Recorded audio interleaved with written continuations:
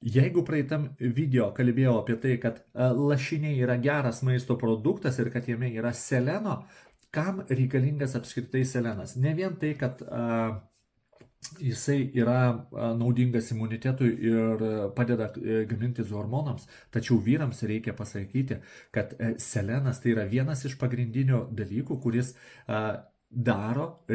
reguliuoja biosintezę testosterono, taip to paties.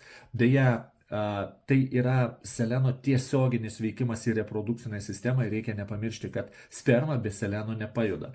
Taigi yra vienas iš dviejų tokių pagrindinių dalykų, kurie yra reikalingi vyro organizmui, iš dviejų mikroelementų. Antrasis yra cinkas, kuris padeda statyti testosterono formuliai. Taip, mes galim naudoti česnaką, petražolės vartoti, bet daugeliu atveju to kiekio, kuris reikalingas mūsų organizmui, mes nesuvartosime. Todėl reikia naudoti ir kitus maisto produktus, arba kitaip sakant, maisto papildus. Parašyk man, pasitark su manim, nepirk aklai vaistinėje.